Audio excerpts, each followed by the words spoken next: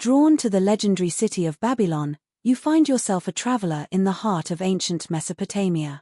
The air hangs thick with the scent of exotic spices, of roasting meats, and the dust from 1,000 sun-baked bricks. As night falls, a sound draws you in, a hypnotic, rhythmic chanting accompanied by the low thrum of harps, all echoing from the towering ziggurat that pierces the twilight sky. Pushing through crowds of silent, struck citizens, you follow the sound until you stand before the colossal bronze gates of the Temple of Ishtar, the goddess of love, of fertility, and of brutal, merciless war. Swinging open, the gates release a wave of heavy, sweet incense that washes over you. What you are about to witness is no common ceremony for the masses. This is a secret, sacred rite, an act of cosmic importance that blurs the line between the deeply, dangerously human and the divine. Inside, in the flickering torchlight, you see her, the high priestess, a living embodiment of the goddess herself, her body adorned with the sacred symbols of her power. She is not preparing for a prayer. She is preparing for a god. And the ritual she is about to perform with the king will determine the empire's fate for the year to come. This was a world where devotion was not whispered in silent prayer, but enacted through the flesh, a world where pleasure was a key for unlocking the heavens' power. To understand the soul of Babylon, one must first understand their relationship with the divine, a relationship built not on fear, but on a desperate, passionate desire for connection. In the arid lands of Mesopotamia, fertility was everything. It was the difference between a bountiful harvest and a devastating famine, between a thriving city and a pile of sun-bleached ruins. The Babylonians held the belief that this life-giving force flowed directly from the gods, and that to receive it, humanity had to participate in the cosmic drama of divine creation. The center of this belief was the goddess Ishtar, a deity of terrifying contradictions. She was the goddess of tender love and procreation, yet also the goddess of carnage and warfare. A beautiful, seductive figure who could also be a wrathful, bloodthirsty destroyer. To please her was to ensure life. To displease her was to invite ruin. And so the rituals performed in her name were designed to appeal to both sides of her nature. They were not hushed or hidden affairs, as later, more conservative cultures would claim. They were grand public spectacles woven into the very fabric of civic and spiritual life. Processions of richly adorned women, their garments embroidered with symbols of fertility. Pomegranates, doves, and lotus flowers would fill the streets during festivals. Music and incense would transform the air in her great temple into a heady mixture of reverence and raw, sensual desire.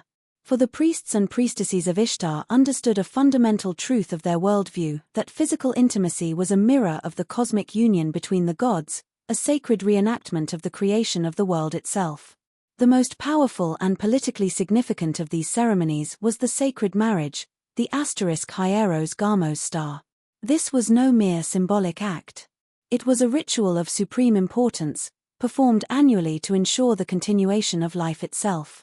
In this rite, the king of Babylon, the mortal shepherd of the people, would symbolically and physically unite with the high priestess of Ishtar.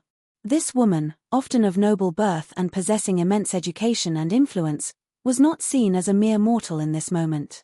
She was the vessel of the goddess. Her body, a sacred altar upon which the kingdom's fate rested. Imagine the preparations. The high priestess would undergo days of purification rituals, bathed in scented oils and adorned in celestial garments. The king would likewise prepare, shedding his role as a military commander and politician to become the mortal consort of a goddess. The ceremony would take place in a consecrated chamber at the top of the city's ziggurat, a room designed to be a mirror of Ishtar's divine bedchamber in the heavens. This was not an act of personal desire or political convenience. It was a holy duty, an offering of the most potent human energy to the gods to guarantee the land's fertility, the people's health, and the divine mandate for the king to continue his rule. To the Babylonians, this was the ultimate act of faith.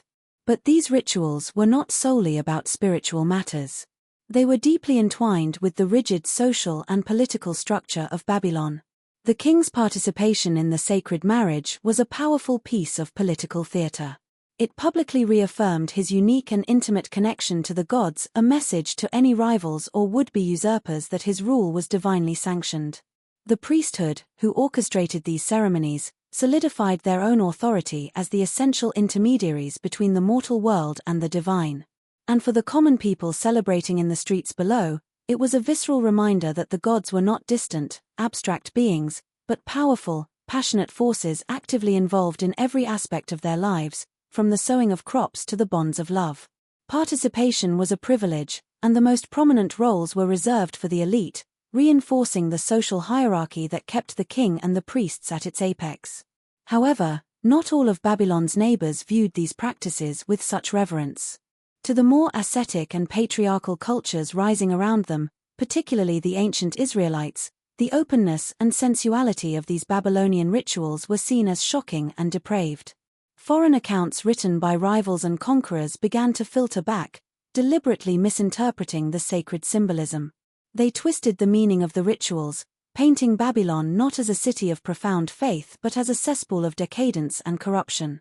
The high priestesses were recast as common prostitutes, the sacred ceremonies as wild orgies, and the entire theological framework as an excuse for indulgence. It is these hostile accounts, written by those who sought to conquer and replace Babylonian culture, that would ironically come to dominate the historical record, creating the enduring myth of the Whore of Babylon. But within the stones of the old temples, a different story lingered. It was a story of a people who saw beauty, passion, and desire not as sins to be suppressed, but as sacred forces to be honored. They believed that the act of human union could echo the very creation of the world and that the pleasure of the flesh could be a bridge to the divine. Theirs was a worldview in which the human heart and body were threads in the same cosmic tapestry as the stars and the gods. Today, as we look back through the fog of centuries of misinterpretation, we can see in these rituals not only the sensual splendor that so fascinated and horrified later historians, but also the profound seriousness with which the Babylonians approached their relationship with the universe. It was a culture unafraid to weave intimacy into its highest expressions of faith. A reminder that for them, love and life were never separate from the sacred. And in that, perhaps, lies the truest legacy of Babylon's erotic rituals, a testament to the enduring human desire to connect deeply and passionately with one another and with something greater than ourselves.